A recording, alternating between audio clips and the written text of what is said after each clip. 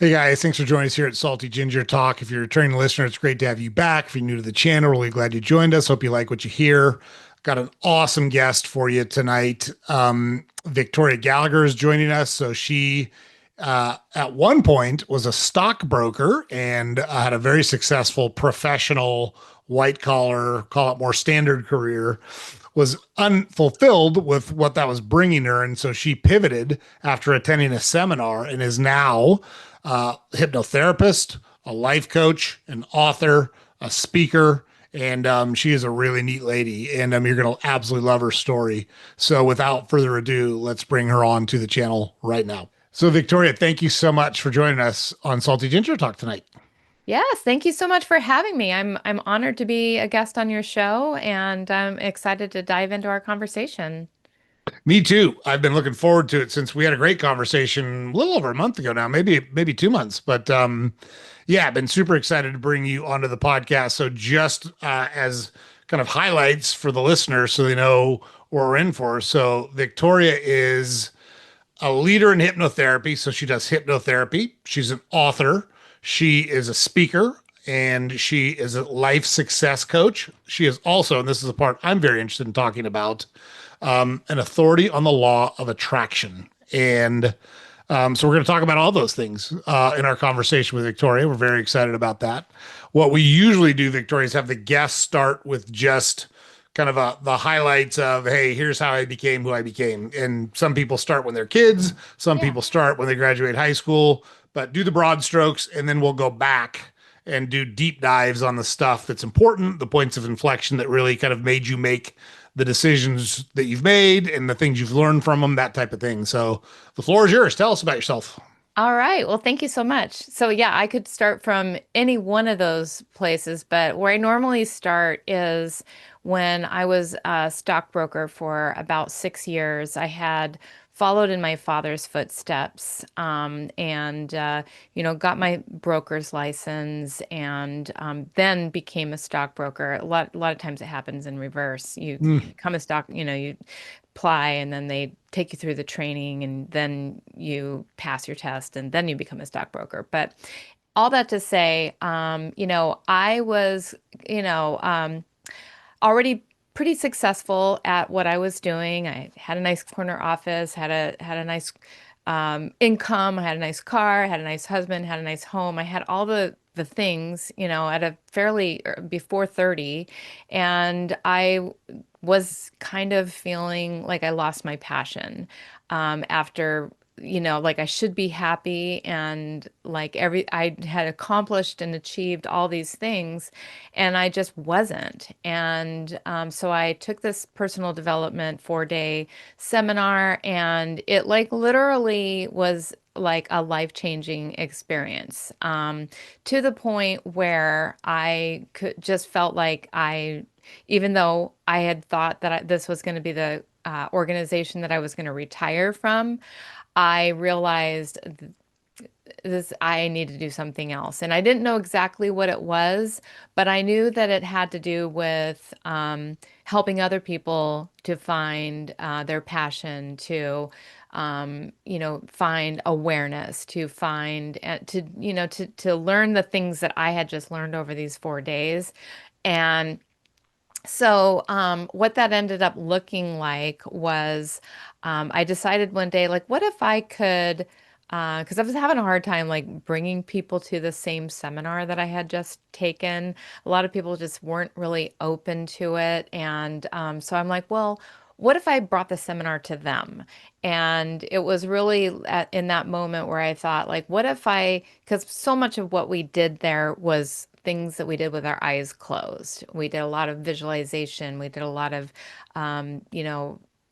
like meditations and things like that. And I knew I had a good voice, and I had made some meditation recordings professionally in a recording studio, but I never really thought about doing this professionally. And but then it just kind of hit me. I'm like, you know what? This is what I want to do. And so I started writing these meditations, and then I just kind of wanted to get some credentials behind me, and I didn't know what that those credentials were going to look like. And so I just searched the internet high and low. I came across a hypnotherapy certification training, and it was happening literally down the street in 2 weeks. This is when I lived in Vegas. Signed up for it, and I just put one step in front of the other.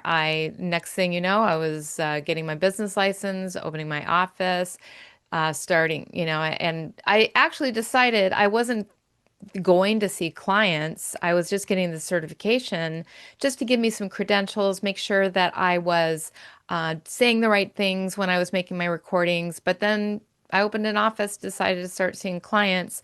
My boss catches wind of what I was doing, and he gave me an ultimatum, 30 days, and he said, "You got to make a decision." Well, by that time, I was like too deep into it, and I was too like, I believed so much in what I was doing that I was like, yeah, I'm gonna just get rid of this six-figure career and start over from zero, which is exactly what I had to do. I had to start from zero. And it didn't go quite as smoothly as I was hoping it would for that first year and a half, but it did. It took about a year and a half, and I was able to get, out of the red and into the black, and actually, start making money doing exactly what I loved. That's awesome. Yeah, look, it's any business, it's really hard to come out of the gate making money. It just is. I don't Yeah. care what the business is. It doesn't matter if you have high overheads, low overheads. It's hard to make money while you're figuring out a business, especially one that you're new to. So I Exactly. can tell you, I have that exact experience because I've been in the grocery industry for 30 plus years, but I've also done like I had a house flipping business for a while and we did some construction stuff for a while. When you first start out, like it's red ink at the bottom of the P&L. Like it just is. Getting started is not, you don't have your pricing right. You're not very efficient. You can't keep track of things the way you did in the industries that you know how to work and operate in. And so it's a tough gig for sure. Yeah. Yeah, it definitely was. And, I was a little hard on myself. Like I felt like because, all the things that I had learned at this personal growth seminar, I should have it all together. Hmm. And I shouldn't have to, but I was like really working myself like crazy. And that was, the ironic thing was that I was, once I kind of realized now I'm in the sink or swim situation, I really turned on the fight or flight response, and I started working 20 hours a day, like literally sleeping in my little office, and, eating, cookies and crackers for lunch, and like just work and not really doing anything else. Not doing the meditating that had put me into this position to begin with, not doing all the things that I was preaching to everybody else that here's what you should do. Mm, I was just working. Like I was like, I don't have time for all that stuff. totally. And when I kind of had this total epiphany, total breakdown, like, talking to the universe or God or whatever you want to call it, like crying, like desperately, like, what am I doing wrong here? Like, why is this not working? I literally heard, the universe say, like, well, number one, stop being a victim and stop like crying about this and stop complaining and stop moaning about it. You made a choice.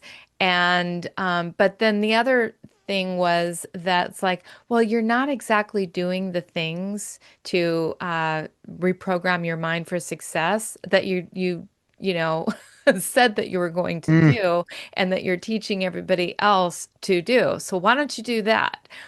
And so I did. And once I started reprogramming my mind for success, all of a sudden I just get these ideas, like new opportunities, new ideas, new people just started becoming available to me. Because when you're in that angst, that fight or flight, your creative resources really shuts down. And you don't see the opportunities. All you see are the negative things that you're telling yourself. And so I had to turn all of that around, I had to actually do the work. And once I started doing the work, I mean, and applying it on myself, it actually worked. And that's how I ended up turning things around. Love that. I'm sure you're familiar with Maslow's hierarchy of needs, the kind of filter. I'm such a fan of that. And look, I don't have it memorized. I don't know exactly what's in each layer of the pyramid, but in general, it's a very good way to kind of assess your own situation and the situation of other people. I try to think about it a lot when I'm dealing with people who seem like they are really struggling. Yeah. And for we've talked about it on the channel a lot, but for those that are new to it, Maslow's hierarchy of needs is you have to meet your most basic needs first, and then you can think about what's next. And when I say most basic needs, I'm talking about oxygen, I'm talking Hmm. about water, I'm talking Yeah. about staying alive is that bottom layer. And so, yeah, what Victoria's describing, she felt like, if you think about it from where you were, right? Stockbroker, nice car, six-figure job, captain of industry. And now it's like, fuck, I'm not making any money. Like this whole thing's gone sideways on me. So you went from here, which is a Yeah. different thought process in Maslow's hierarchy of needs, to here. And now you're like, to your point, fight or flight. You go a little bit feral. You do what you got to do. Like, hey, I'll just shove some cookies in my face and keep working, right? I've been there. I've done it a lot. I've done it a lot. So I know exactly what you're talking about. I'm not proud of the fact that I've done it because I don't know that it was great to do it, but I've done it for sure. Yeah. Yeah, absolutely. Yeah, and you don't really realize that you're there when you're there. I can look at it 25 years ago now and have an understanding of that. But, sometimes you just need a little help from somebody else too, like that can, I mean, whether it's like, you meditate and you get in touch with your higher self or God or whatever you want to call it, your intuition, or a coach may come along. And I had the privilege of having both because in that personal development seminar, I made a lot of friends. And Mm. so I wasn't very good at asking for help at all. But I did have one friend there that, she's like, seeing that I'm struggling, and she's like, well, I've, been coaching people in this exact area for a while. So, we started working together as well.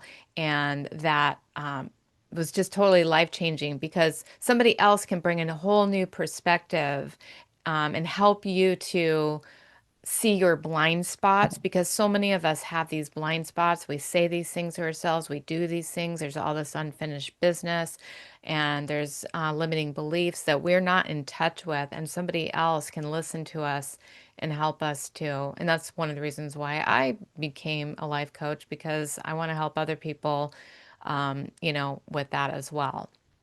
I love that. And there's a certain amount of the population that kind of paints with a broad brush and says, "Oh, the coaching business, it's snake oil sales, and people are blah blah blah." Here's the way I explain it to people, and this seems to resonate with them. So, I use Tom Brady as an example. So, Tom Yeah, Brady, widely regarded as the best ever to play the position of quarterback in the yeah, NFL, which is a very complex position. At every point in his professional career, he had a quarterback's coach, he had a head coach, he had an offensive coordinator, he had a running backs coach, he had a wide receiver coach, he had an offensive line coach. So if you tell me that you're better at what you do than Tom Brady was at being an NFL quarterback, okay, I guess. But very few people reach that zenith of any career, regardless whether it's plumbing or NFL football or being a lawyer or whatever. And so you could use some help. You could use some help. And like Victoria just said, like she's a very successful coach now, but she found a mentor to help her get there. Like yeah, she didn't get there by herself, right? She is a coach that used a coach. And so exactly. I'm a huge proponent of the coaching, and you got to find someone that works with you, that you fit well with, that you communicate well with. It's not, I call it horses for courses, right? There's some horses that run better on long tracks, some horses run better in the mud.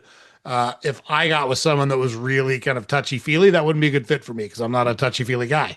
But Exactly. there's somebody out there that'd be willing to talk my language and go, hey, You got to do better, Canfield. This ain't good enough, you know? Yeah. So Yep, you got to find the person absolutely. that fits for you, but there's lots of people out there. So you've got a lot of options. Absolutely. Yeah, there are. And there are so many, there are different types of coaches. I tend to focus on business and, manifestation, law of attraction, success, abundance, that kind of thing. And, I mean, I can definitely work with people in all different regards, but that's my focus. So that's what a person would come to me for. But, if you're dealing with, other kinds of issues, health issues, things like that, then you go to a health coach. Yeah. Yeah, absolutely. And I want to get into all the things you just listed, but I'm curious so you made a huge change from the world you were in that you were successful in, but not fulfilled. Let's call it Mhm. fulfilled. I Yeah. don't know that happy is right because it sounds like you were in a good relationship, had a good job, and you recognize those things, but it wasn't giving you energy. And what motivated you to go into that field in the first place? Was it originally a good fit for you, or were you chasing something when you went into that field? I think I was chasing something. My dad was a stockbroker, and as a result of that, I got a front office job for 6 months when I first moved to California when I was 18. And that sort of set me on that journey. Now, later I was recruited to another um, job as a executive assistant for another brokerage firm.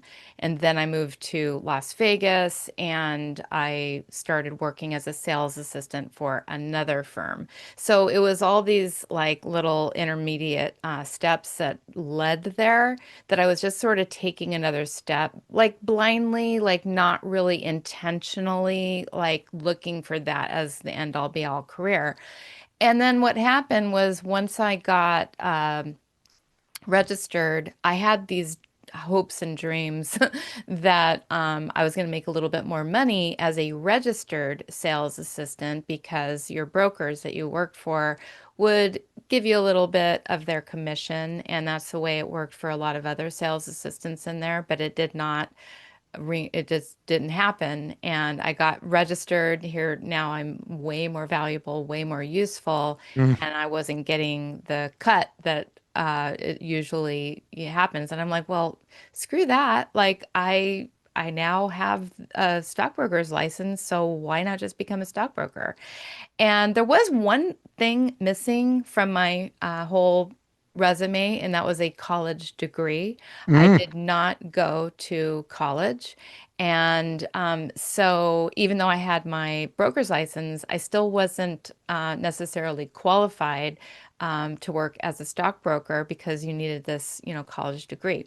And so, that's fine. The company that I worked for dismissed me from being able to do that. And so it was like I was on a mission, like now, to just do it. And so in the building I worked for, there were three brokerage firms. And so I went upstairs to apply at this other firm. And he kind of like started to dismiss me, but I was determined. And I knocked on that door 30 days in a row. And I said, I want to work for your company. And he put me on he had me do some cold calling for a little while and for the brokers there. So I did that. It was like totally not in integrity because I was working for another company, but that's another story. And he said, yeah, you know what? We're interested. We're going to go ahead and give you a shot. And I could not I mean, I was just beside myself that I had fought a battle and won. And so that was kind of what it was about for me was it was like doing something that is a little bit unheard of. And sales, they were always saying that once you're a sales assistant, always a sales assistant. So, I went through stockbroker training and that was fun. And I went through the whole 12-month program of getting, from being a rookie broker, sitting out there in the bullpen, to actually getting a corner office with my own sales assistants and all the people that were hired about the same time as me. They'd already, burned out. And so it was like this mission to accomplish the success in that. And once I got to a certain point and I had accomplished the success in that, I kind of realized, okay, I mean, I didn't know why I was burnt out, but when I look back on it, I kind of realized after doing this for all these years, that wasn't my dream job. Mm. It was just something that I needed to conquer. And once I conquered it, it was no longer like really as interesting to me. And so, I kind of realized that I wanted something a little bit more, um, I just wanted something a little bit more, what's the word I was looking for? Um, Something that like really makes a difference in somebody's life. And dealing with somebody's finances can definitely change their life. But I think dealing with somebody's minds and emotions is far more powerful because you can have all the money in the world and not be happy. And, you can have all the success in the world and not be happy and fame and all the things. But, I just wanted to deal with people on a, a little bit more deeper level. Yeah, makes perfect sense. Now you were married at the time, yes? I was married to a different person at the Mm. time, not my current husband. Sure. How did that conversation go? And he came home and said, "Hey, I think after the seminar, I want to quit my job and go do something on my own." So like when I'm trying to get because I don't remember that having that conversation. Mm. I think that I was already by the time I left my job. Yeah, I was not in a relationship by the time I left the job. So I went through a pretty good period of transformation there for a while. I believe so. I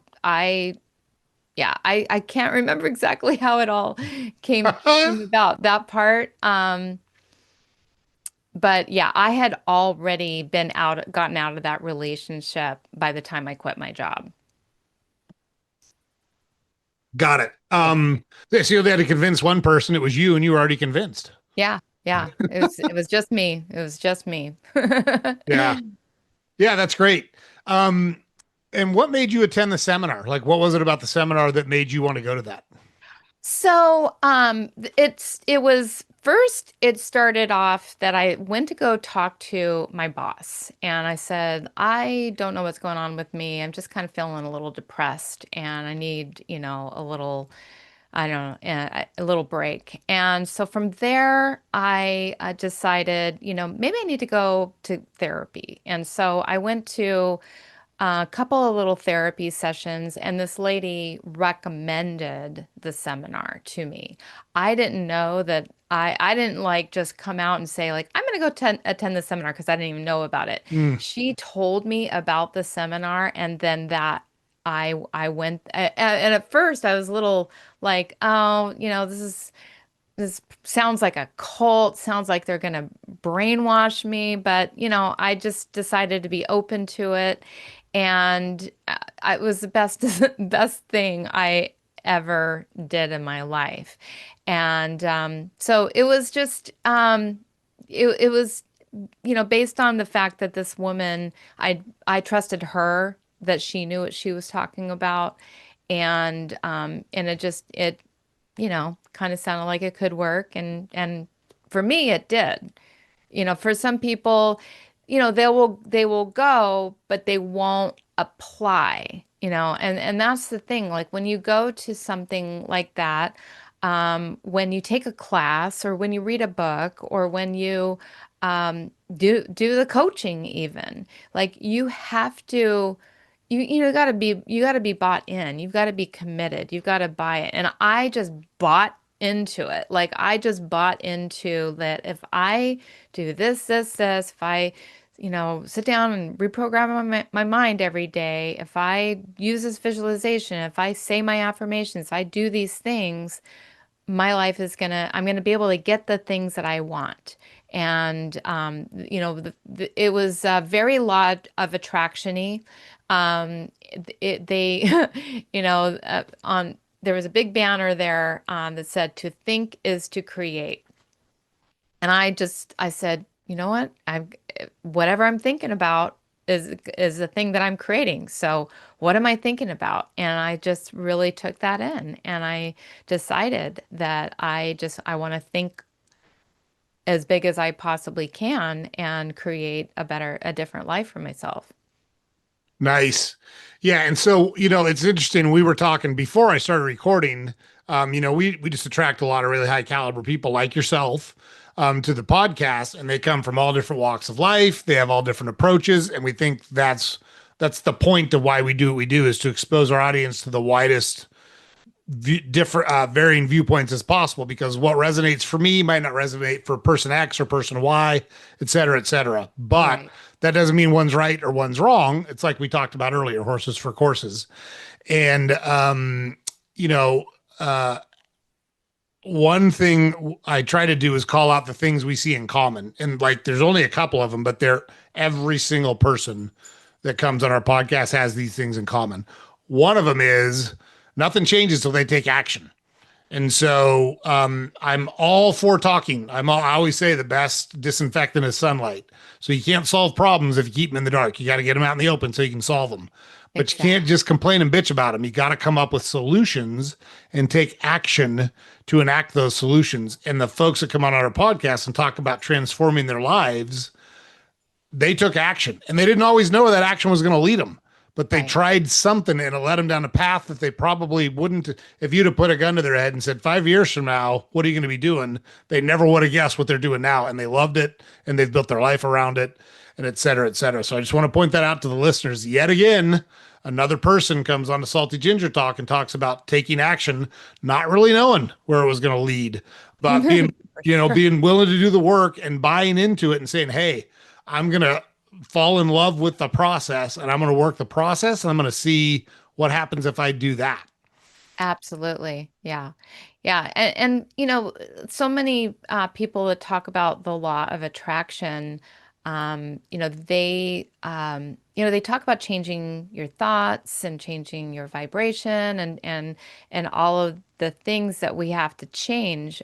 But what gets left out so often is, at the end of the day, all of that translates into the quality and the amount and the frequency of action that you're taking. You're changing your thoughts so that you can feel more confident, and so that you can believe in yourself, and so that you can have the determination and the discipline and all the things that it takes to take action. Because most people are just not taking actions, or they're taking the wrong action in the wrong direction because they're not listening to their intuition.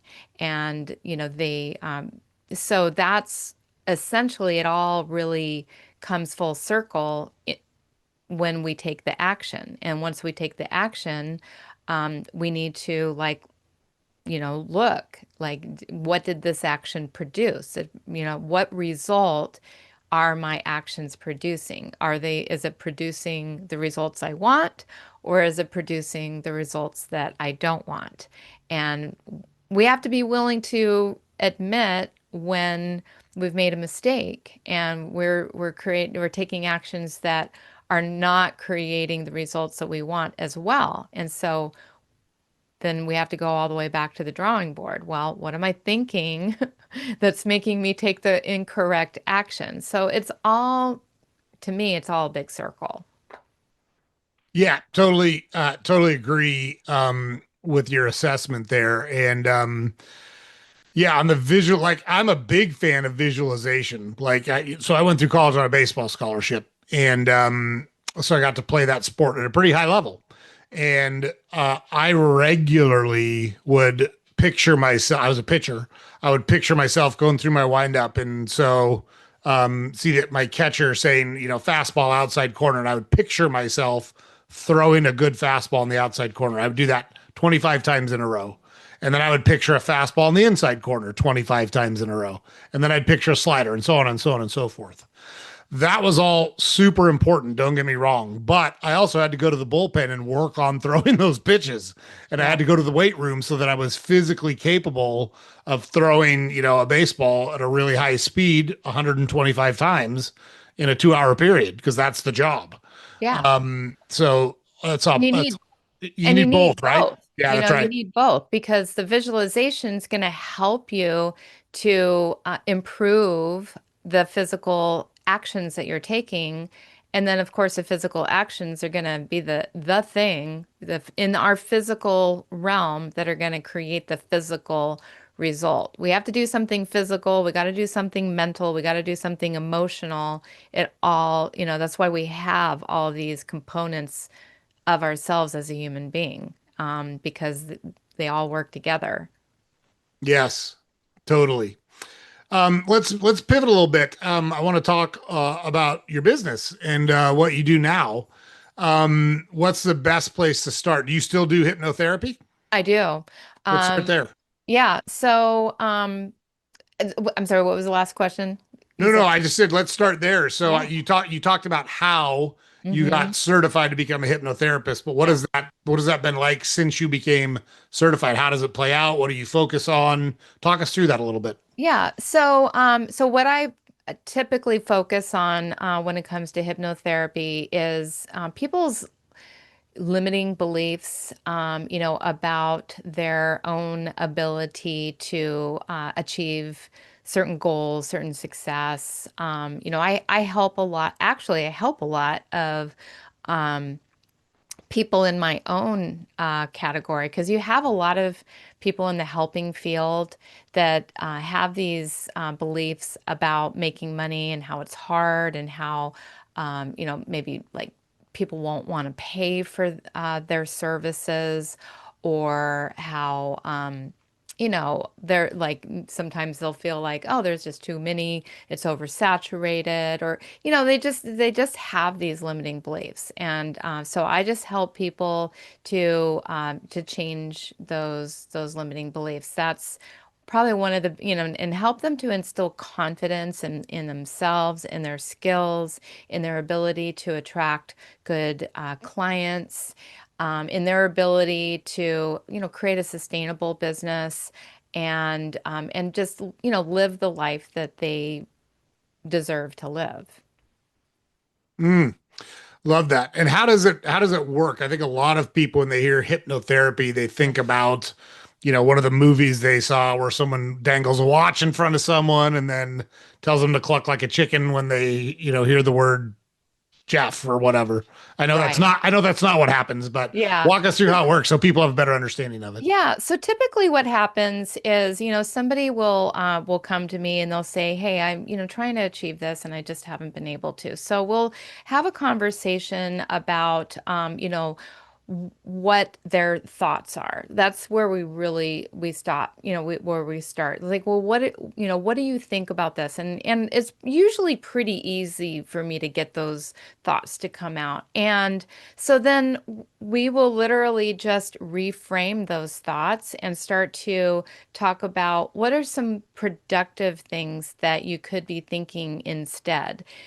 Then I will relax them and get their conscious mind out of the way so that their subconscious mind can receive the new positive, productive thoughts that would be more advantageous to them.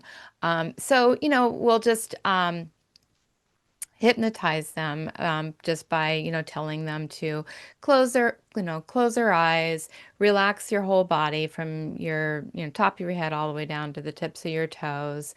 We relax the body, relax the mind. I'll take them down deeper into the subconscious realm. So at that point what's happening is the conscious mind is just kind of like, it's just like zoned out. It's just like just in a like nice, peaceful place. Usually I take them to a forest or a nice beach or a mountain or whatever. So they can just be really nice and calm and relaxed. Because when you're in that state now, when I say to the subconscious mind, you're in control of your business and how much money you make, and you get to decide that you are a success and you're confident and you're happy and you're proud of yourself and people love to do business with you, and all the things that I would suggest to them in that state. These are, and they'll be their own suggestions. I always make them something that, like, I take the negative and I turn it into, rephrase it into a positive. Sure. And when they're in that state, what happens is the subconscious mind actually kind of starts to rewire itself. Like you talked about with the visualization. We'll do the visualization. I'll ask them about, like, what are some of the new actions that you would be taking as this more confident, productive person who deserves to be successful. See yourself in that. And then we'll do a little bit of mental rehearsal during that process to help them to change the grooves in their brain. And there's like literally physical grooves in your brain that are wired to kind of do the same habit patterns over and over again. It's all about patterns with the subconscious. That if we understand that, if we understand that the subconscious is really trying to keep you safe, it's trying to, so it's not going to let you just change, because change equals death. It really, actually, at the end of the day, change creates stress, and stress ultimately, can, leads to death. So it's really trying to keep everything the same. It's trying to keep your heart beating the same. It's trying to keep your blood flowing the same. And it's trying to keep you doing the same habits over and over and over again. It's not going to just automatically change on its own. It's trying to keep everything the same because that's what it does. It's efficient, and so it's not going to change on its own just because you want something different in your life. You have to reprogram it to let it know that it's okay to have this new thing happen. You have to reprogram it to actually go down this path. You keep going down this path, you got to go down this path. And we got to like create that new path by having them visualize it over and over again. Once they've visualized it over and over again, it's like as if they've done it. And so now, once the subconscious mind is reprogrammed to believe that it can achieve this, and it's programmed to do things differently, it can't help but to cause you to do those new things. It's just programmed to do that. That's the new pattern. Once you get that new pattern, you're going to stay there. So it sounds like that's why people tend to like stay in jobs they don't like, stay in relationships that they know are not awesome or not fulfilling, or just plain bad, because they know what the outcomes are, and that's less risky than changing. Is that right? Exactly. It's their comfort zone. And when you're comfortable, you're going to do things that keep you comfortable and safe, and not having to deal with that little bit of discomfort that you're going to feel.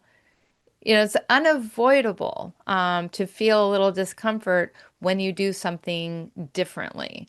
But that's how you know you're growing. If you want to have a different life, you've got to be willing to do things that feel differently, because that's what a different life feels like. Yeah, it's uh I always use maintaining weight because it's an easy example that Oh, everybody yeah. understands, right? So I Yeah. hear people say I would do anything to lose weight. And I always say, except for eat Really? right and exercise, right? You do anything Yeah. except eat, because just like it's those two things, and it's really way more about what you eat. Yeah. than exercise. I mean, exercise is good for you. I'm not saying it's not. It's got a lot of benefits, but as it relates to weight control, exercise plays a very minor role in weight Yeah. control. Weight control is almost entirely about what you consume. It's so And true. it's really about calories. Don't get me wrong, it's better if you consume your whatever it is, 1,800 calories from healthy sources like vegetables and fresh meats and those kind of things. But if you ate 1,800 calories of Twinkies every day, there's a guy that did it. There's a professor in upstate New York that did it. He went on an 1,800 calorie Twinkie diet. Oh my And goodness. yeah, he lost something like 40 pounds in 6 months. It was Just wild. eating Twinkies. Just eating Twinkies, but he maintained the 1,800. That's the hard part, is because that food is so unfulfilling and unsatisfying. It's difficult to maintain the 1,800 calories because I don't know what it is. Let's say you get 8 Twinkies a day at Yeah. 1,800 calories, but but, when you started your business, that might have been your plan, right? That was, Yeah, exactly. Well, and I recently in the last year, I took off about 40 pounds myself. So I know exactly how to calculate the calories. And one day it was like, this is like about the law of like the patterns and everything because the I knew I needed to, for me, I'm a little smaller, so I needed to eat about 1,200 calories a day, mm, while burning, plus I wanted to do it faster, while burning about 2,500 calories a day. So 2,500, including my own BMI. yeah, right. And so I know the math. I know that that'll take off 2.5 pounds a week. I wanted to do it fast. And so the first day I'm like, okay, I'm gonna do my little plate .com, app or whatever it's called. And I'm going to keep track of everything I ate. So at the end of the day, I ate, 1,200 calories and it was a salad and a turkey burger and some fruit and some yogurt. And I'm like, you know what? I don't want to count these calories every day. I'm just going to eat this. Like now I know what 1,200 calories Yeah. is. This Same is thing over and over formula. again, right? So I'm Yeah. just going to eat this every day. I'm going to eat this. And people thought I was crazy, but that's what I ate every day. I ate this salad, yogurt, apple, and like a turkey burger or, another chicken salad, for dinner, and very few options. Like the only variables were, which fruit am I going to have? Am I going to have an apple, orange, or banana? And so I literally ate that way it took me, for whatever reason, I did get stuck at a certain point. And it took me a little longer than the 3 months that week, but even I went through Christmas, I went through Thanksgiving, I went through the New Year's, and I kept eating the same thing. But it was because by then it was easy for me. It was just like it was a pattern. It was just easy for me. It's like I don't care if it's New Year's Eve. I'm not drinking, and I'm not having nuts or Mm. cheese or any of that. And that worked. Yeah, well, you had changed the neural pathways, the grooves in your brain. That's why it Exactly. became easy, right? It's not easy to change those, but once you do change them, then good habits stick the same way bad habits do, right? Exactly. And Yeah, I probably absolutely. shouldn't use good or bad, but everyone knows what I'm talking about. Yeah. Habits that are getting you what you want Yeah, versus what you don't want. that's much better way to say it. I realized as soon as I said it, it's not a good way to say it because I try to encourage people like you talked about. Don't think about success or failure. Just think about outcomes. Did you get an outcome Exactly. you liked and wanted? Then keep doing those things. Did you get a different Mhm. outcome? Then do different things or do whatever you did different in some way. Maybe you've just got to tweak it. Maybe you got to blow it up and do something totally different. But if you're getting an outcome that you don't like, take different actions. Like Absolutely. it Yeah. winds up being that basic, easy to say, hard to execute in real life. Completely, Yeah. totally get that. Absolutely. Yeah. Yeah. But Do I you? think, I think the simpler you make things, that's what I learned from that was like keeping things simple. You were going to ask, do I? No, I just was wondering if you had a success story that resonates with you from your hypnotherapy that you could talk about without naming names or giving away proprietary information? Yeah, I have a ton of success stories. One of my recent clients, he came to me. He's like in the second stage of his career, getting close to retirement, and he found himself kind of like, his last position ended prematurely, and so he wanted to create a recurring income stream for himself.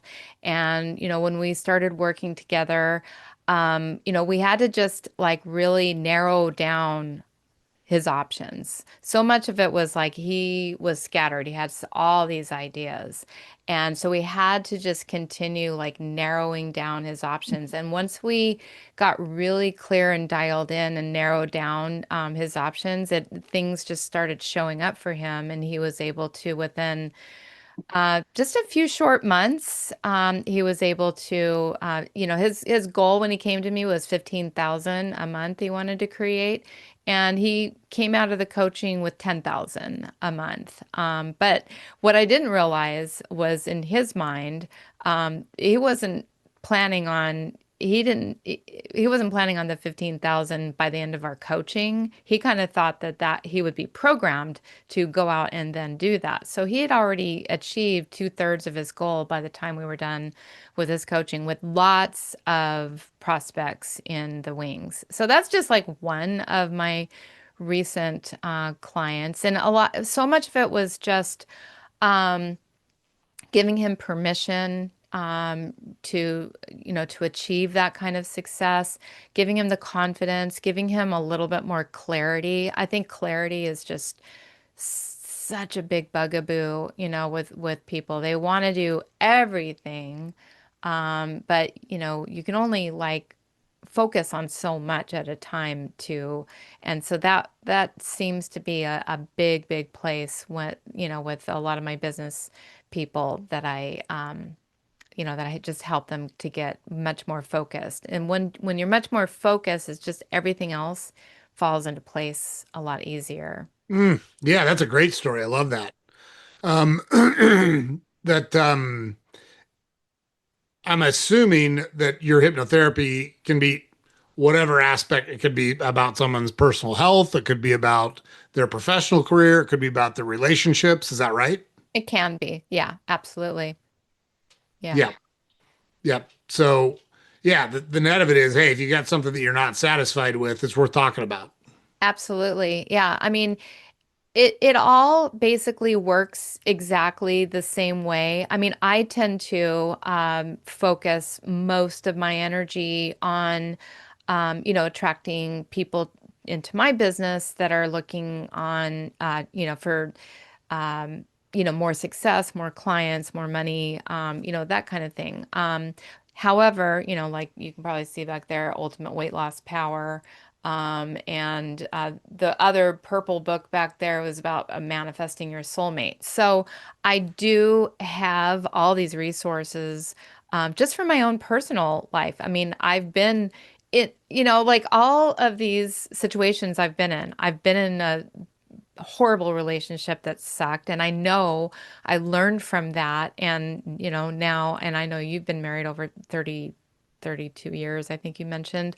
We just crossed the 17-year mark, and we have a wonderful relationship. And so much of that was done, just using, I mean, I literally used hypnotherapy to attract my own soulmate. Mm. And I used it to when he at one point decided that he didn't want to get married. I used it to tell him he did. No, I'm kidding. No, I used it actually Gotcha. on myself to detach from that relationship, because one of the things that is just so common is that we want what we want so badly that sometimes we end up chasing it away. Mm, And that was a situation for me that, I just wanted us to get engaged so bad. After we had been engaged and then got unengaged. So that's a whole other story.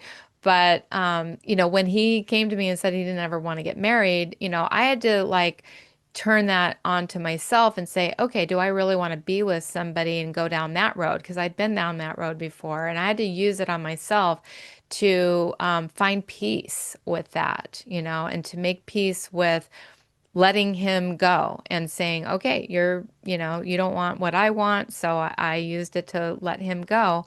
And lo and behold, 3 months later, he realizes, oh, I do want that. So he came back. And and it wasn't like, it doesn't always work that way for everybody. A lot of people, like, they've heard that story and they're like, well, I tried to let this guy go and it didn't work back. He didn't come back. And it's like, well, I wasn't trying to get my ex back. He just came back. It just right. sort of was a natural result of what happened. In your case, you're still really hanging on if you're out there saying that the person's not coming back. So you haven't really let go and given yourself an opportunity to attract the right person. That's all I was trying to do was Right. let go so I could attract the right person back into my life. And turned out the right person just happened to be the one that, told me he didn't want to get married. So it's not generally the case for everybody else. You let go so that you can make room for somebody amazing who does want exactly what you want to come back into your life. So relationships, it's just another big area. Business, of course, I've been all over the map with, with the weight loss, and I'm I'm able to help people in many different regards, and hypnotherapy is, just amazing in like anything that you apply it to. mm. Love that. And you said something really important there that I just want to underscore. So, if you really focus on something that you want, a lot of times you can kind of drive it away or make it more difficult to attain. And it's 100% accurate in my experience. Hmm. So, I'm putting together a course with a guy who was on our podcast a while ago, and the course will have already been done.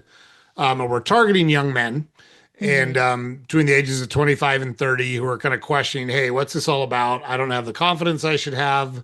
I'm not building the life that I want to build. And it's one of the things and it doesn't, it's not gender specific. That's the same for men and women. But if you want something, the best thing you can do is not chase that, but to fall in love with the process by which will lead to that. Oh, Because yes. that's Yeah. how you will get to it. And I learned that. So after I got done playing baseball, I have my wife and I have three adult sons, and I coached all their stuff when they were kids, and I really enjoyed that. I don't ever want to do it again. The only team I would coach now is a team of orphans because I'd never have to deal with parents again. But one of one of the things I love the kid part of coaching and the growth and development. And I always told them, look, I'm not coaching you to become a major league baseball player or a professional hockey player. I'm coaching you to become a good father and a good husband and a good worker because the skills and lessons you'll learn from participating in team athletics are directly transferable to the real world. Yeah. And it's great if you become a professional athlete, but I can do math, and the odds are you're not going to be one of them. Plus, I had a chance to be a professional athlete, and I know what it looked like when I was pursuing it. And I Yeah. don't see that in any of you guys. And that's okay. It's not a value judgment. Like, all I cared about was getting better at baseball. I sacrificed dates, I sacrificed travel, I sacrificed vacations. And I say sacrificed, it wasn't a sacrifice to me at all. I didn't want to do those other things. All I wanted to do was get better at baseball. And that's what it takes. It takes kind of that maniacal focus to become, I mean, like in baseball, there's about 800 professional jobs in the world at the highest level. There's a bunch of minor Hmm. league stuff, but it pays the same as working at a grocery store. And I wasn't chasing it for the money. I was chasing it because I loved playing baseball. But I told the coaches, if you want to create good hitters, don't focus on them getting hits. teach them the mechanics of being a good hitter, teach them the thought process of being a good hitter, and they'll turn into good hitters. That's the Yeah. only way to do it. You can't be, oh, you didn't get a hit that at bat. You didn't do a good job. That's not true. Did they take a good approach? Did they know what pitch they were looking for when they went to the plate? Did they know the situation they were hitting in? Because a guy on first base with 2 outs is different than a guy on second base with no outs. You're trying to accomplish something different. Did they know all those things? Then they're growing as a hitter. And you as a coach need to bring that out in them. It's not your job to say you didn't get a hit, bad job. You did get a hit, good job. That's not how it works. It's the same in relationships. It's the same in making money. If you want to make a bunch of money, develop a really good product or service through a good process, the money will follow that. Don't Yeah. the get rich quick. I developed my awesome 7-step process in 3 weeks. Bullshit. You did not. You threw something together and you're hoping to sucker people into buying it. And maybe it's awesome. Maybe it is. I'm not, I'm not trying to speak in absolute terms there, but I just think it's so important what you said. I know I'm beating it to death here while I'm talking, but it's super important. I love that you're able to use hypnotherapy to help people get to that kind of subconscious underlying, fall in love with the process, take the steps, do the work. That's Absolutely. what will get you where you want to be, not maniacally pursuing it with no other thought process or no other um, an unhealthy obsession with it. Let's call Yeah. it. Well, and the other thing too is I think it also comes down to just like being honest with yourself, taking responsibility for the choices that we make. That's just another perspective that we can gain through the hypnotherapy process is, just learning about ourselves, learning that, if we want something better to be show up out there, we've got to be like, I just always loved Gandhi's saying, be the change that you want to see in the world. Mm, And, like just kind of going back to when I wanted to manifest, love, I wanted to manifest a soulmate. I said, well, um, these are the things I want. These are the things I'm looking for. How much can I evolve myself into the type of person that I would want to meet? And you have to really take a look at yourself and say, do I have the body that I want to have, that I would want, somebody to have? Do I have the mindset, the positive thinking that I would want? Am I as successful as a person I would want to meet? Am I all these things? And so that literally, like at that time, I hit the gym. I started, working on myself. I started like, okay, I want to become the person that somebody that I want to meet would want to meet me. So, and so I really started making all these changes and put 100% of the focus inward on me, on what I needed to do to be, confident and happy. And I just fell in love with myself, and I think, when you do that, other people, even though it's like energetic, like literally we had no communication or contact with each other that entire time that we were apart, mm. but somehow energetically, magnetically, maybe, he picked up on that. I don't know. But it was a kind of magical experience, for me to be like still in the process of thinking I'm going to manifest my soulmate and then have him, return back to me. And it's the same thing, though, I think when it comes to business, it's like, well, if your business isn't working the way that you want it to, it's not because the economy, it's not because of the government, it's not because, other people, it's because there's something about you that you have to shift. There's something in your belief system, something, your product, your service, your, relationship with money or with other people, something about you has to change. And so we can shift all that with hypnotherapy. I love the comment about accepting responsibility and taking control. It makes me think I saw Warren Buffett years ago talking about his investment strategy. And they asked him, what do you do in a recession? What do you do in this instance? What do you do in that instance? And he said, I do the same thing all the time. He said, I try to find companies that are worth $1 that someone's selling for 40 cents. That's all I do. I don't have Yeah. control over who's president. I don't have control over inflation. I don't have control over wars.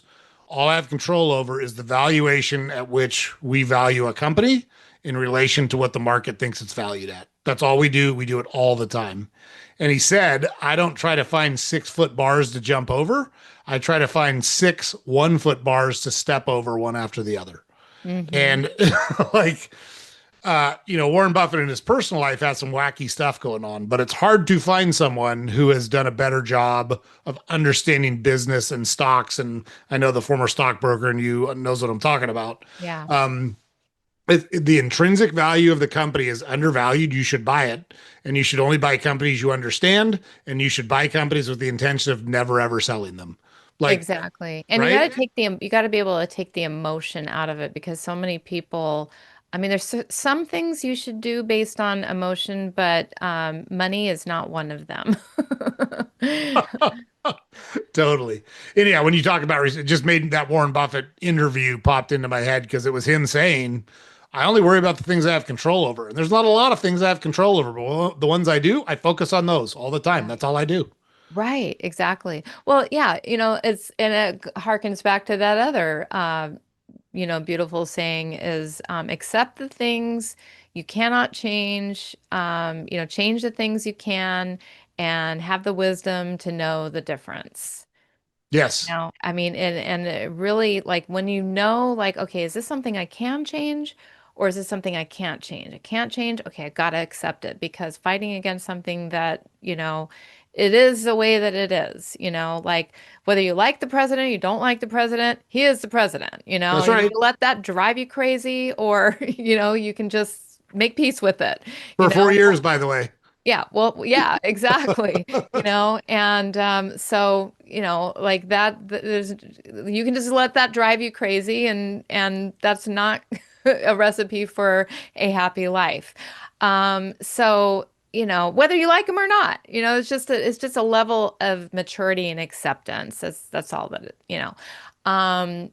but if there's something you can change, like you don't like that you're overweight, if you don't like that you're in a bad relationship, you don't like your job, these are things you can change. Mm, And so it's like, then you got to do the work to allow yourself, to have the courage to change those things. And it takes courage.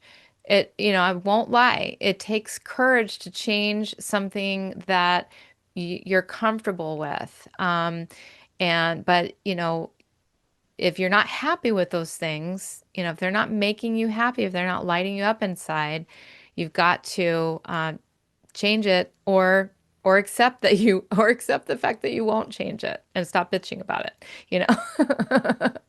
totally. Oh my gosh, totally. I love that. Um, when when you explain what a life success coach does, or when someone asks you what they do, how do you explain that to people? I simply, help bring out the most empowered version of a person by, asking them a lot of questions and helping to shine a light on for themselves. Like I really try to keep my own perception out of what I think they should do. Sometimes I might ask them questions that lead them toward, you know, what I think that they should do. But it's all about really empowering that person to be able to make decisions that will honor their highest, best version of themselves, seeing them better than they see themselves and seeing them being able to help them to generate the courage and the confidence in themselves to make the best choices for their life and their business. Mm. That's awesome. Who's a good candidate for you as a client? Like who's a good person that should think about your services? Either somebody who already has a business and they want to take their business to the next level, or somebody who maybe they're in a career and they feel stuck and they don't like know exactly what their next move is, and they just feel like they are in a fog and they just don't have the clarity or the focus or the motivation or the ambition, but they know there's just more, and they are willing to have somebody walk with them on that path to finding something more enjoyable, and you know and walking into the life that they truly deserve for themselves. Mm, that's great. Do you interact with clients online or is it in person? All of it's online. All of it's on Zoom, just like we're doing right now. All of my clients I see on Zoom. Nice. So it doesn't matter where someone's at. No, no, I've seen people in Australia, and yeah, both my three of my clients tomorrow. One's on the East Coast, two of them are on the East Coast. I'm on, in Phoenix. One of them's in Europe. So yeah, all over the world. That's good stuff. That's one of the things I love about doing the podcast is I've had people on from Australia, from Romania, from Denmark, from the UK, Canada, all over the United States. That part of technology is great. Yeah, I love yeah, that. it Love really that is. part of it. You're also an author. What books have you written or what have you written? Well, you can probably, whoops, I always forget which side because it's like it's mirrored. Yes. But we have Practical Law of Attraction right there. That's like my flagship sort of intro to the world of writing book that was like really my first serious book. And that book is all about what I call the 8 manifesting conditions to attract manifest success in your life. And the conditions are, desire, thought, imagination, belief, um, I always creative attraction, vibration, action, and the manifestation in itself. So I can always dive into any of those areas. And I coach from that very much because I strongly believe in the material that I put together. It's kind of like what I feel like it's like a timeless classic type of book that I've had people read it multiple times, the same way that they've read like Think and Grow Rich multiple times. They'll read my book and they'll get something different out of it each time. And so a lot of my coaching is from that, like that desire intention part. That's all about the getting the clarity, the thoughts, like, uh, so many people are like unaware of how many negative thoughts they have Mm, during the day that are defeating what they desire, and teaching people to use their imagination in more empowering ways, because so many times we'll imagine the worst rather than imagining the best. You think something like, oh, your boss is calling into his office. It's like, uh-oh, what did I do wrong? You just automatically go there. But it could be, what did I do right? Maybe I'm getting a raise, And so I teach from these concepts. And then, I've written a number of other books. There was actually another book similar to Practical Law of Attraction called Practical Wealth Attraction. And I really, it's that, but different, because I took all of those conditions and I applied it toward attracting wealth. And And all the books that I do, they all come with like workbooks. There's always like something to download, something to listen to, some extra, things that you do outside of the book, a course or something like that to like really train yourself on this material. Of course, I've got my Cat's Secret to Manifesting, which is a whole other take on manifesting, and it's like the cat version of being more magnetic like cats because it kind of goes into less about the action part and more about the being part. How am I being that I'm the kind of magnetic person that people want to do business with or have a relationship with. And so, yeah, I have written quite a number of books. Wow. Yeah. What do you like about the writing process? Like, what is it that attracts you to the writing process? I think it's about teaching. I like researching the concepts and teaching myself at the same time, and and explaining things. I think I'm a natural teacher. Like when I was a kid and my sister and I, 4.5 years younger, I was just constantly wanting to standing, in front of the room and teaching her things, like playing school. And so I think I just have always had this natural inclination to want to teach people things. And so I'll take a concept and I'll like really just break it down into the simplest way to understand it and learn it. And so I think that it has something to do with that. That makes sense. Yeah. Yeah. And look, I can't remember where I heard it, but there's a saying that the best way to learn something is to teach it to somebody else, right? You know what? It's so true. I really believe in a lot of ways that we are here to we teach people what we need to learn the most. And I mean, it kind of makes sense because if you're interested in something to the point that you want to teach it to somebody, I mean, I think you're still you're interested also at a level where, well, I want to learn more about this too. And so I always, I'm obviously still working on myself, I mean, we're all a work in progress and, working on how can I speed up, my manifestations or make them more consistent or larger and more frequent. And, so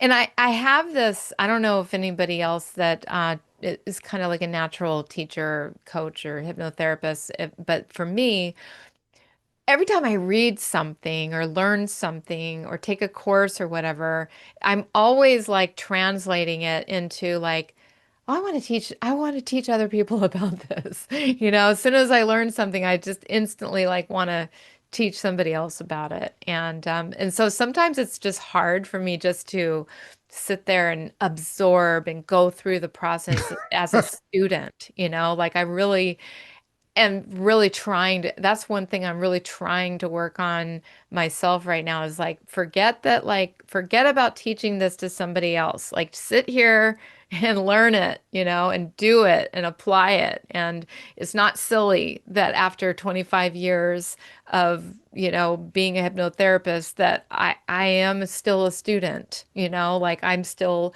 gonna do the things. I'm still gonna go through the journey and the process and the say my affirmations, do my hypnosis, do all the things that I'm telling other people to do.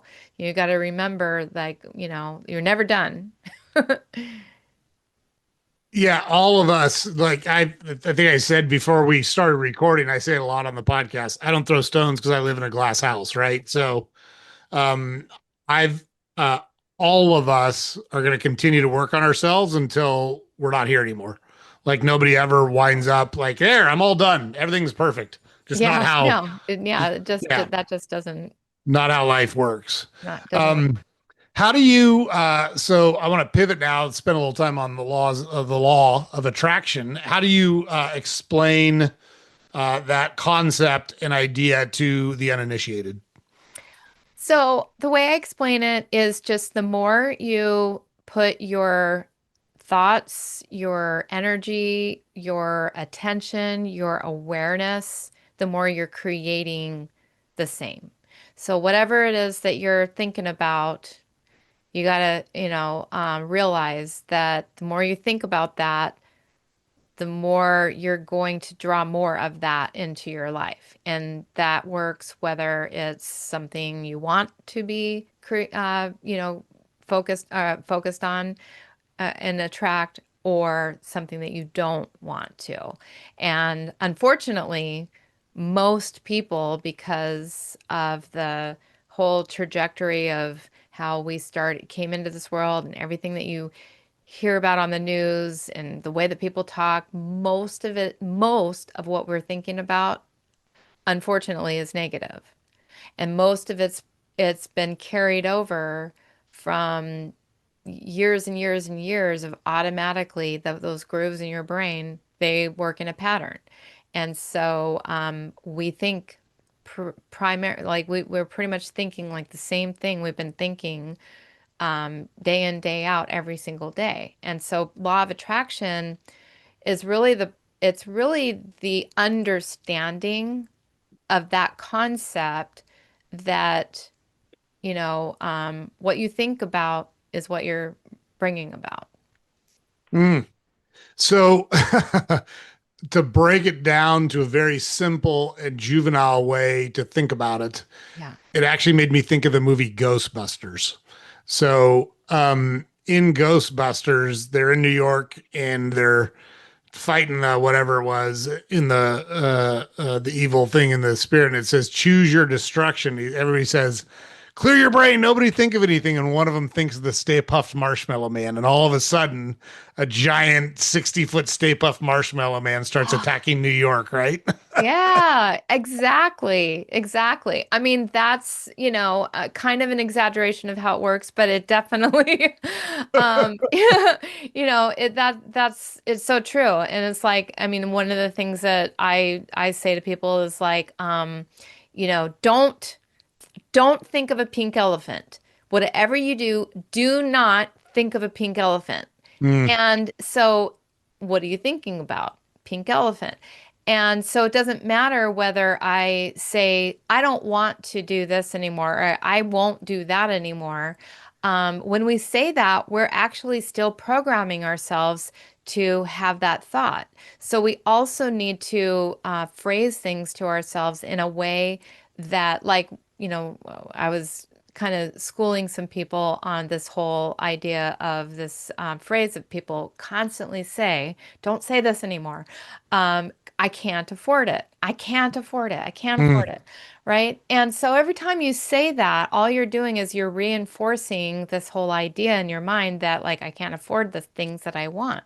Even if you're saying that just to get out of making a purchase that you really don't have an interest in. Like, if it's like, I don't have an interest in that, say that, because that's a more empowering word. You're not giving yourself or your subconscious mind, it's listening 24/7 to every single word you say, whether it's a joke, doesn't know the difference. It's very literal, and so if, even if you're joking about it, it's taking that in and it's reinforcing that and it's making you believe that that's actually true. And the more do you want to walk around with the beliefs that I can't afford the things that I want? Probably not. So let's change that belief to let's change that saying to something else, which really, like, depending on whatever it is, it's like, that's not a priority for me. I mean, most people, like, I have an app and it's $10 a month. Okay. I mean, most people have access to $10 a month, mm. right? Most people, Yep. so, but they choose, and this is not a judgment, it's just a choice. They choose to spend it on 2 cups of coffee. They choose to spend it on Netflix. They choose to spend it on rent. I mean, and it could be that, like, you really like make exactly enough money to only, be able to afford your rent. And that's, again, it's not a judgment. It's literally just saying things in a more empowering way so that if you do want to change that circumstance, that situation, that now, like, okay, what do I want to say instead? I'm finding ways to pay for or buy things that I really would love to have. I'd love to have that, and I'm going to find a way to make that happen. If there is something out there that you really want, like I really do want to have this new car, and it's just slightly out of my budget. So guess what? I'm going to start thinking in ways. I'm going to start doing things. I'm going to start looking for opportunities to figure out how I can afford that. Mm. Can I I versus love that. Yeah. Yeah, I love that. There's so two examples pop into my mind just from my life. When I lived in New Hampshire, I knew a guy that was a really, really good runner. He qualified for the Boston Marathon on time. So like he could run a marathon in like, I don't know, just under 3 hours. Like he was fast. yeah, And ooh, I said, Joe, you're a good runner, huh? And he said, well, no, I used to be. He said, I don't run anymore, so I'm not a runner. And I said, hang on, that's a really interesting concept. He said, yeah, so if you run, you're a runner. It doesn't matter how fast you run, you're a runner. yeah, But when you stop running, if you're not doing it anymore, you're not a runner anymore. So that's how I think about it. yeah, And I was like, man, that is such a good mindset. And I used to say that to real estate investors because I've bought and sold a lot of real estate in my day. And one of the things that drove me nuts is when people would qualify. I'm a new real estate investor. I'm trying to become a real estate investor. I'm like, time out. Do you own investment real estate or not? If you yeah, own investment real estate, then you're a real estate investor. Whether you have one property or 1,000 properties doesn't, it's irrelevant. You are a real estate investor or you're not. yeah, And you've got to think about it that way because um, this is not, and you can correct me if I'm wrong, but the law of attraction is not fake it till you make it. It yeah. is empower yourself with the positive thought so you can take the actions to become what you want. Exactly. And this just popped into my head, and this might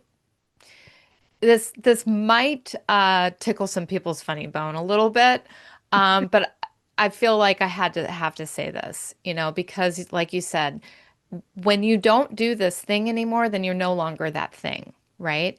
So one of the things that I have like, kind of a issue with is in like say Alcoholics Anonymous or something like that. They have these people, for the rest of their lives calling themselves alcoholics, and saying, I am an alcoholic and I've been sober, blah, blah, blah. And if you come from this mindset of what you think about, what you put your awareness on, what you tell yourself, you are. Now that may have worked for a few people and a lot of people to, help them to stay clean and sober, but it hasn't worked for a lot of people. A lot of people do go and they end up, going back on it. And I do feel like it's a very unempowering. Like the day you quit drinking, you're no longer an alcoholic. I'm not now, you need to do something to make sure that you stay Mm, sober.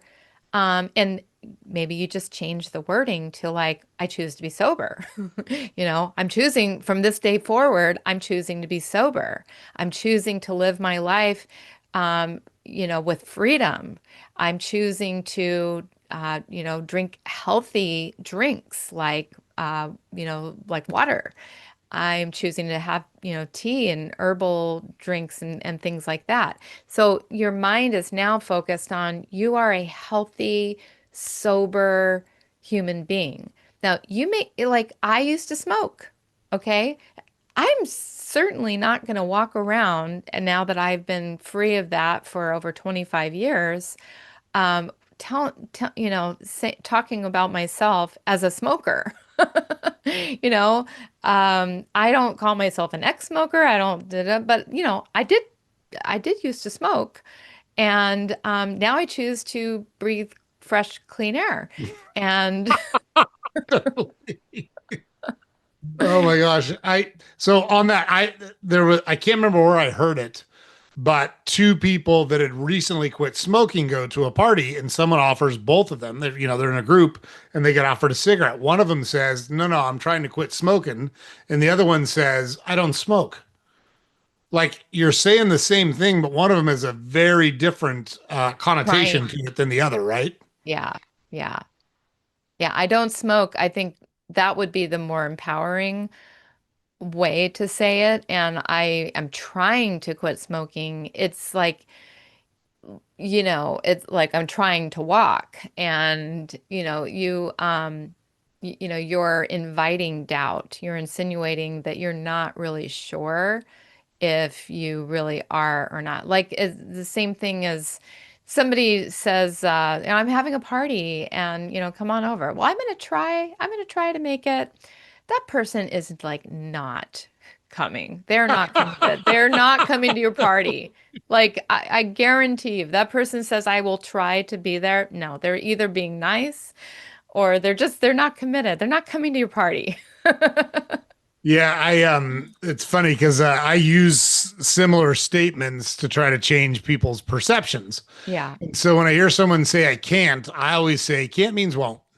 Yeah. Like can't means you won't. It's okay if you won't, but just say it the right way. Just Yes. just Well, it's more admit it. You empowering. won't do it. That's okay. I'm okay with it. Right? Like oh, I can't make it. Well, you won't make it. Like you could cancel your other plans and come, but you don't want to, and that's okay. Just say it that way. I just want you to Yes. be honest. Yes, we're on the same page about that. It's all about empowering versus disempowering language. And it's not about like the other person taking it personal. It's not about, hurting somebody else's feeling. It's about what you are saying to yourself is disabling you from being able to do things that you really do want to do. Because when you say I can't do something, it's just automatically, it's this disempowering, um, it's disabling, really. It's disabling you from being able to do things and making, I don't believe there's probably like nothing that you can't do. I mean, there are things that maybe would take you a whole lifetime to learn how to do. Um, and maybe you would never achieve success at it. But to say that you can't do something, it's really it's a lie that a lot of people tell themselves. Yeah, I mean, can't is for things like you can't live without oxygen. That okay, got it. That's like a scientific fact. Yeah. That's totally true. But uh, won't is a choice, and I'm okay with you making a choice, but just be Hmm. honest about the Exactly. choice. You Yeah. know. So the other thing I'll use in those situations when I hear someone say, I can't. I use this a lot in a negotiation. Well, I can't do that, and I'll always say, well, not with that attitude, you can't. Right. Exactly. you Yeah. know. And it is an attitude. That's, it's you either believe in yourself or or you don't. And but you can choose to believe in yourself. Yeah, you're choosing to do it or you're choosing not to do it. Don't use that cop out of I can't. It's just Mhm. not true. Right, exactly. Yeah. Um and I heard someone I actually think it was Rick Rubin. The I've heard it in multiple places, but I remember him saying in an interview, don't say that you can't do something. Say you currently are learning to do it. Say you're Mm-hmm. figuring out how to do it. Mm-hmm. If you're struggling with it, that's okay. Just Mm-hmm. admit that you're struggling with it, but you're making progress towards getting better at it and becoming competent at it. And that's a much better way to approach it than I can't. Right. I'm so opposed to that phrase and that statement. Or I have to. Like there's that's another one of those words. Like I can't because I have to work today, right? Yeah. You know what? You have a choice. Like listen, I am not going to fault anybody for going to work and doing what they need to do to make the money that like, but just know that like you're doing that because you want to, because you like the paycheck at the end of the week. Yeah. And you probably should do that, but don't say you have to. Don't say you can't because it's like, yeah, I'm choosing to work today. Yeah. I get to Might instead sound a of, little ridiculous, some of these things, but they're just things that you could tell yourself to make you at choice because it's all about I have choices in my life. I everything is a choice. yes, that's right. And I get to instead of I have to. Yeah, yeah. Like, if I told, it's like I can't because I have to do this podcast today. It's like, I chose to do this podcast. I get to do this podcast. I worked, hard all my life to be somebody who is podcast worthy. Right. Yeah. And, you know, Yeah. I have to go to the gym. No, I get to go to the gym. I yeah. have to go to my kid's dance recital. I get to go to my kid's dance You're recital. lucky you have children. For some people that, didn't, you know, tried to have children and they couldn't. Maybe, that might be one of those little exceptions to the rule. Like, if you're sterile, Sure. Yeah. then, you can't. It's kind of like maybe one of those exceptions. There's a few exceptions to the rule, but I think that's one of the things is like knowing the difference between a can't and a choice. And most of the time it is a choice. Yeah. Yeah, for sure.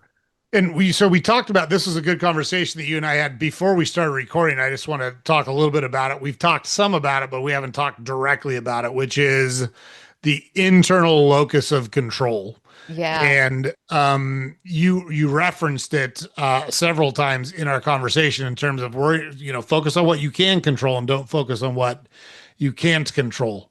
But there's a lot of people that want to say or pretend that they don't have control over things they do have control over. They want to be victims. How do you help people change that mindset so that they do learn to take control of the things that they want to take control over? I know you've got multiple tools at your disposal, but kind of what is that process? How do you start it with them? Like, how do you get them off of this spot and at least get them thinking about going a different direction? Well, it depends on the person. Some people learn quickly and some people need a little bit of hand holding Mm. to get them off of that. It's like some people are really, really stuck in that thought process. They're committed to being a victim, right? Exactly. And, so sometimes you just take them through the like you take them all the way. It's like so if you continue like thinking about it in this way, what's going to happen a year from now, 6 months, from now? And you have to like kind of make them choose in on their own to realize that this thought process isn't necessarily working. And then on the other hand, sometimes you just have to challenge them and just say, so what do you mean by you can't? Or what do you mean by you don't have any choices? Explain to me what you mean by that. And sometimes that opens them up to already realize, well, I can if I want to. I really like it's, but I'm choosing. And then they'll just like the lights will kind of go off on their own. So like, but it rarely works just to scold somebody, and I've had to learn this a few times. Mm. It rarely, you have to sometimes approach it a little bit more indirectly and ask them questions that helps them see for themselves that like, yeah, I really am in control. So what are you getting out of? And sometimes there's a benefit to people, and most of the time there's a benefit for maintaining a victim mentality. So what are you getting out of the, you know, pointing the finger out there? When you don't take responsibility for the fact that like this is something that you're choosing, what are you getting out of that? And a lot of times people are getting sympathy or they're getting th- they're just off the hook. They don't have to do the things that they don't want to do. And um, they don't have to feel the discomfort, of doing things. So part of it is, but then so what's going to happen if you stay right here where you are? If nothing changes in your life, because no one else is going to change this for you, only you can. So if nothing changes in your life and we're sitting here 6 months from now, what is that going to feel like? How is it going to feel to be exactly where you are right now, which is something that maybe, you don't want? And they'll say, well, it's going to suck. It's going to, like, I'm going to be disappointed with myself. I'm going to be probably worse off because now 6 months of my life has passed by and I didn't get where I wanted to go. And now I'm 6 months older and it's that much harder. Okay, well, what's that going to be like a year from now and 5 years from now? And how are your children going to be looking at you, if you stay where you are in this place, and they have to sometimes feel the pain of what life will be like if they don't, make this change. And they have to realize, like, I am the only one. They will soon realize I am the only one that can do this. Yeah, you can't push someone up a ladder, right? Right? They got to climb. Yeah. Yes, exactly. Exactly. And so and sometimes it's can be a little, bit challenging to you have to work with people through their limiting beliefs and help them to realize that all of these things are things that, it's not your fault that you believe that you don't have these choices. You wound up here by default because this is what society has forced you to believe. And you almost like, you don't blame it on them that they think this way. So you kind of take the pressure off of them that like they're deliberately choosing to believe this. No, no one's deliberately choosing to believe that. They Right. believe that because this is how everybody's taught them how to believe because, most people don't want to take responsibility for their life. And so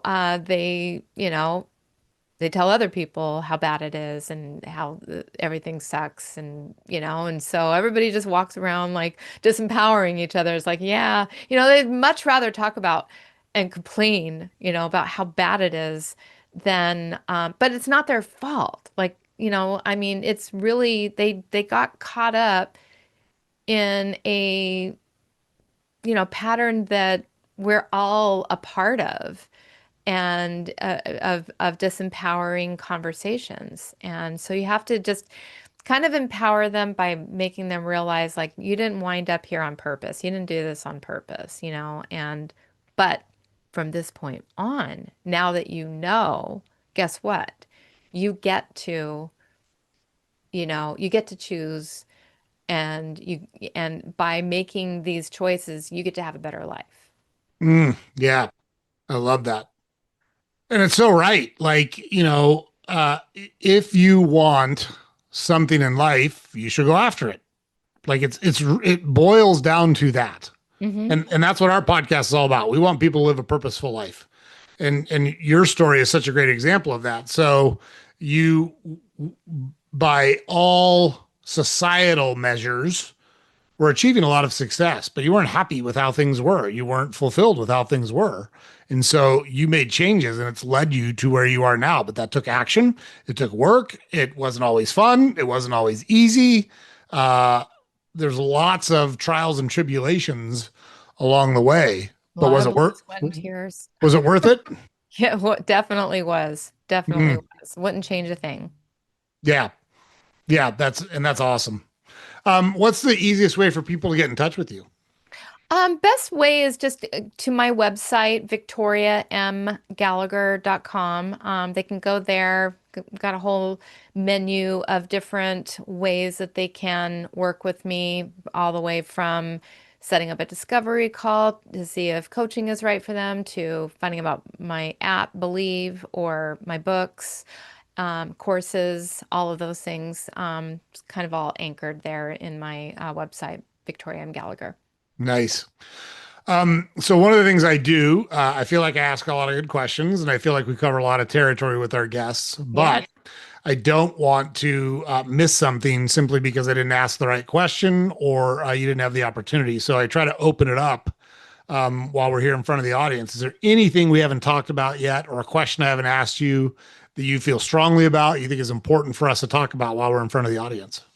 Mm, just how much I love cats. No, I'm kidding. You're a cat lady, huh? I am a cat lady. But yeah, honestly, this has been a very deep, very thorough conversation. I just really appreciate how much you really, got, like deep into all of the areas that I work on. So, and all your follow-up questions were great. So, I honestly, I don't feel like we missed anything. It was, we talked about manifesting and law of attraction and hypnosis and empowering conversations and my books and my coaching. I feel like we got a pretty good, well-rounded conversation. Awesome. Yeah, no pressure. I just, like I say, I don't want to miss anything. And it's appreciate the kind words, first of all. It's one of the reasons we don't put a time limit. Like we just go until we go. And Yeah. we don't want to because I get that from a lot of guests. I was on this podcast and I had 35 minutes and you're kind of Mm. talking rapid fire and you're trying to cram it all in there. And I Yeah. want genuine conversations about real stuff. I've And been that's on those like 15 minutes. It's like, whoa, it's always good to know how much time you have beforehand if it's going to be that short, because, sometimes just telling the story might take yes. 15 minutes. Yeah, and that's the thing. That's why our podcast resonates with our listeners. It's real people talking about real stuff, sharing their experiences, and there's lots of value in that so that they can take those learnings and apply them to building the purposeful life that they're trying to build. So, Absolutely. yeah, look, you knocked it out of the park. Uh, Oh, thank you. yeah, really loved having you on the podcast. And for all the listeners, we'll have all of Victoria's information, the books, the website, so you don't have to go far. Just go down to the show notes like we always do for all of our guests. We'll have all of their contact information and their links down there so that if you want to follow up, if you want to check out one of the books, you won't have to go far to do it. So, Victoria, thank you so much for joining us. And I absolutely Yeah. loved our conversation. Had a great time talking with you. You bring such a positive energy and appreciate how forthcoming you are about, you had a lot of good stuff in life and you said, fuck this. I'm going to go after something that really matters to me and look where it's led to you. So, kudos to you for following what you wanted. Thank you. Thank you so much, Joe. It's been a pleasure. And thank you very much. Yeah. Thanks so much. Have a great night. Thanks. All right. Okay, guys. So there you go. She did not disappoint. So loved her kind of walking us through. Hey, I had a lot of what from societal standards. I should have been really happy, and I wasn't. I wasn't fulfilled. And I attended this seminar. It really lit a fire in me, and I went and pursued that. Didn't go great when I started off. Had to kind of fight my way through. Found a mentor, and has built a really successful business coming out of that.